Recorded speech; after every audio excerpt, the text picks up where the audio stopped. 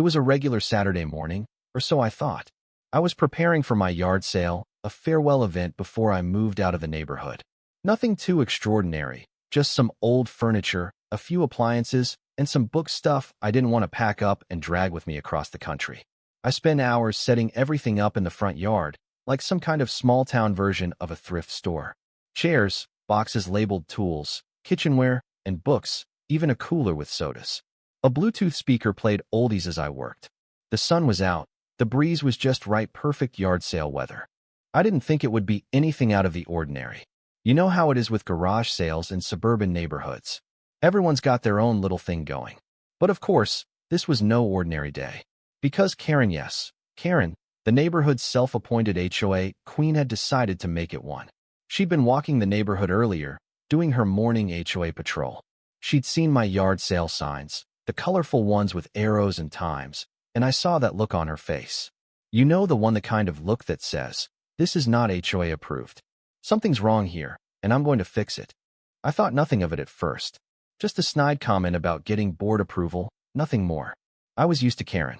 She was that neighbor, the one who made a hobby out of controlling everyone's lawn decor, critiquing bird feeders, and having a meltdown over wind chimes. I shrugged it off. The rules allowed for up to 2 garage sales per year, and this was my first one since 2019. I had the right to do this. But then, disaster struck. I went inside for just a minute, maybe to grab some change or pour a cup of coffee, nothing more than 5 minutes. That's when it started. Shouting. The kind of yelling that makes your stomach drop. I ran out, and what I saw hit me like a freight train. My yard was being looted. People I had never seen before, strangers from who knows where, were grabbing my stuff and throwing it into their wagons, SUVs, and whatever they could find. A lady had my toaster, a man was walking off with my leaf blower, and before I could say a word, my patio furniture was gone. Just taken, as if it was up for grabs. Someone even had the audacity to yell, "Thanks, Karen," as they drove off with my barbecue grill. I was standing there, frozen, just dumbfounded. What in the world was happening? And then, the worst part. Someone showed me a Craigslist post with a photo of my yard and my full address. The headline? "Everything must go, free yard sale." Below it, there was Karen's smug face, grinning in that selfie she always liked to post in the HOA newsletter. Now, I thought maybe it was a prank. Maybe someone was just messing with me. But no, it was Karen, all right, starting what would be a war that she didn't even know she was starting. I didn't panic. Not yet, anyway. Instead, I went inside, sat at my computer, and started planning. I still had a whole weekend left in this neighborhood, and I wasn't going to let Karen get away with this. No, if she wanted to make everything free, then I'd give her a taste of her own medicine, and I would do it in the most public, most satisfying way I could think of. Karen had no idea what was coming. I remembered something she had said to me last year at one of those HOA mixers.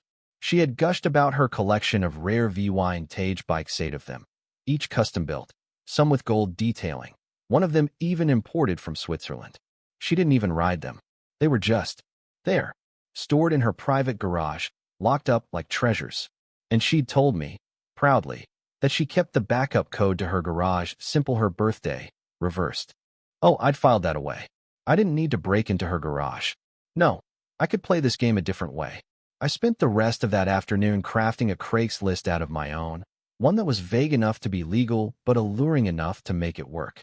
Eccentric collector donating rare vintage bikes to good homes for Earth Day celebration. Bonus if you bring a helmet. I didn't include any pictures or any specific details, just enough to intrigue people, and I left the address section blank. But I did make sure to add a little note.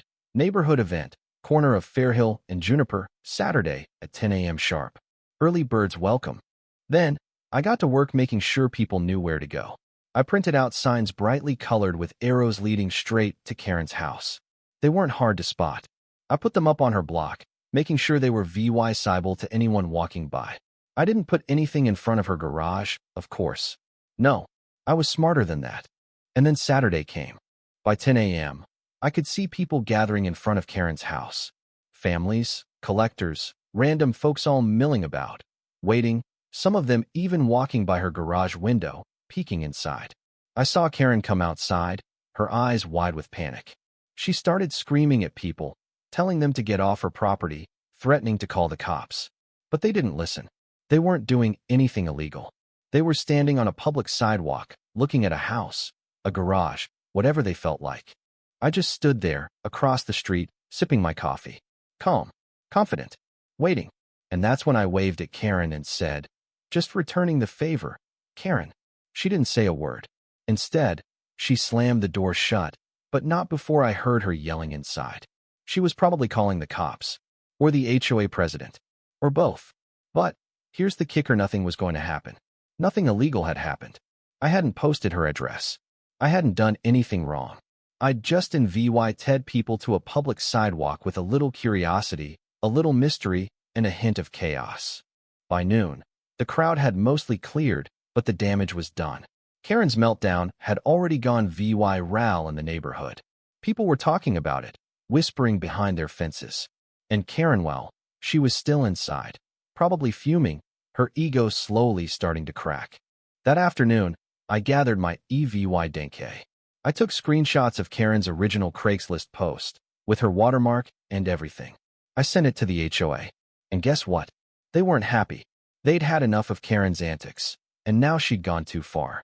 A few days later, there was an emergency HOA meeting held for the express purpose of dealing with Karen. I wasn't even surprised.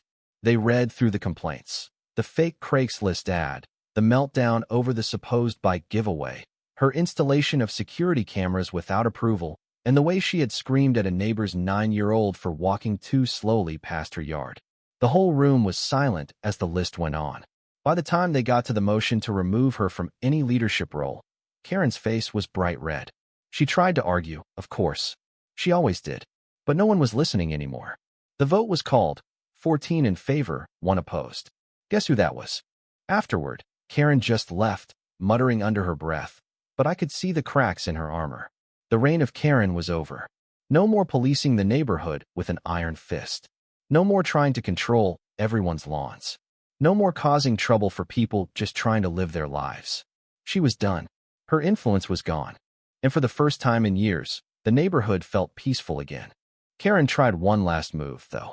She hired some guy to sit outside my house and watch me. At first, I didn't think much of it. But after a few days of seeing the same car, I decided to do something about it. My brother had a drone, so I borrowed it, and the next time the guy showed up, I launched it. From 20 feet above, I spoke through the speaker, saying, "You're being recorded. Please explain your presence or move on." The guy panicked, and before I knew it, he sped off like a bat out of hell. It was petty, yeah, but it felt so good. For once, someone else was being watched. Someone else had to feel the sting of constant surveillance. But the best part? Karen's last-ditch attempt at revenge fell flat. She tried to file a restraining order against me, claiming harassment, surveillance, defamation, the works. My attorney found it laughable, and so we sent back a polite but firm response. Case dismissed. Karen didn't try to pull anything else after that. The HOA had finally had enough. Her power had been stripped, and she disappeared like a fading shadow. Her garage stayed locked up. She stopped posting on the neighborhood Facebook group. People just stopped caring. And I couldn't help but smile. Because the best part wasn't just seeing Karen lose her grip on the neighborhood. It was knowing that she had done it to herself. She had set the stage for her own downfall, and I had just made sure the play was worth watching. So, tell me, what would you have done? Would you have played it safe, or would you have taken the shot like I did? Leave your thoughts in the comments. I want to hear what you think. Was my revenge justified, or did I go too far?